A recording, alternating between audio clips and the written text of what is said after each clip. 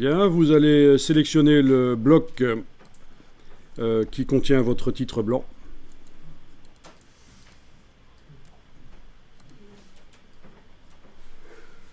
Avec la flèche noire, vous le sélectionnez, vous le copiez, CTRL-C. Et on va aller à un endroit où il y a une image qui est assez grande. Et on va coller.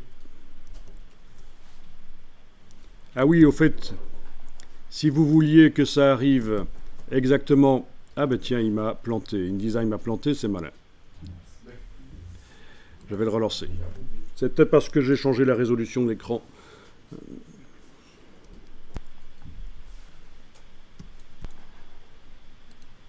Ok, il m'a réouvert mon document. Je réessaye.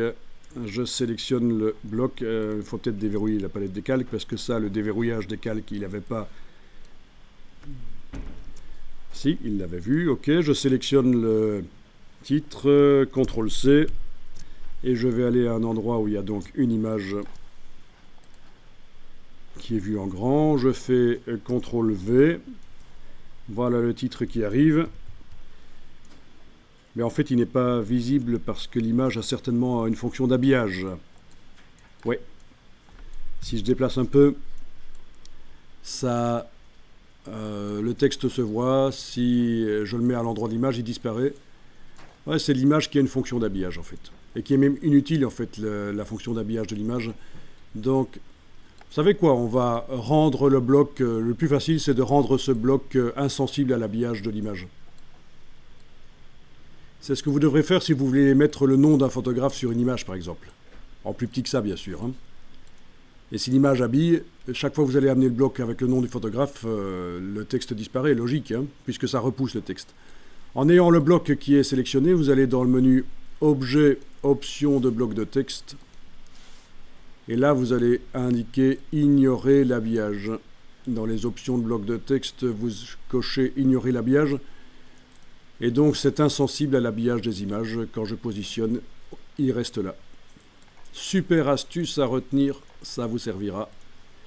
Sinon, vous n'allez pas comprendre ce qui vous arrive et vous allez crier au scandale. InDesign bug. Quand j'amène mon texte sur l'image, le texte disparaît. InDesign bug. Ben non, pas du tout. En général, les bugs se situent entre le dossier de la chaise et l'écran. On vous a prévenu. Entre le dossier de la chaise et l'écran, il y a un gros bug qu'on appelle l'utilisateur aussi.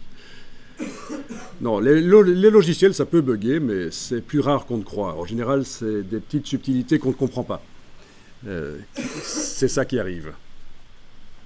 Ok, donc on a copié notre bloc là. On va le tourner avec l'outil de transformation manuelle. Je vais le tourner. Outil de transformation manuelle. Touche majuscule, je le remets droit. Voilà.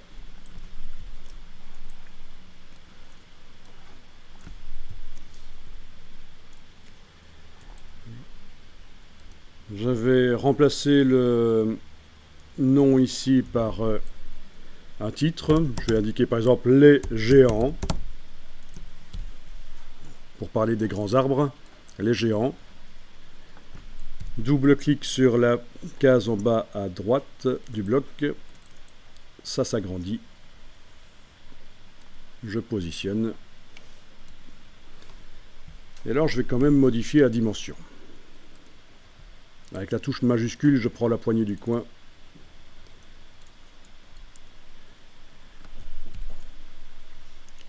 Ok. Pourquoi est-ce qu'on a de l'habillage sur ce bloc? Ah mais oui, il est habillé. Et ici, c'est pas nécessaire. Le bloc sur la première page habillait le texte, mais ici, c'est pas nécessaire. Ok, je suis obligé d'agrandir sans... avec la flèche noire, agrandir la dimension du bloc parce que sinon le texte n'apparaît pas en entier.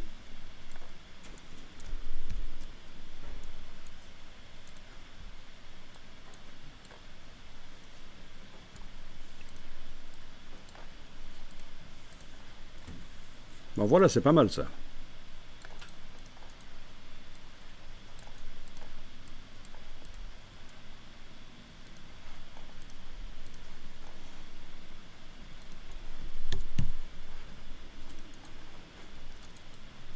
Donc on est d'accord, on a quand même deux titres qui se ressemblent pas mal.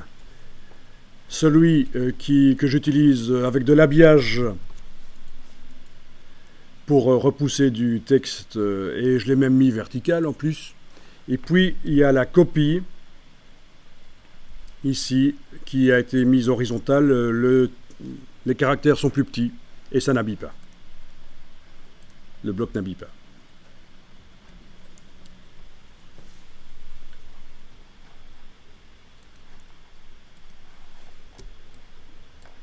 Eh bien, c'est l'occasion de parler du parentage de paragraphes, qui est quand même un système assez évolué, mais vous êtes en formation InDesign avancée quelque part pour aller plus loin dans InDesign que ce que vous connaissez, donc c'est ce qu'on fait ici.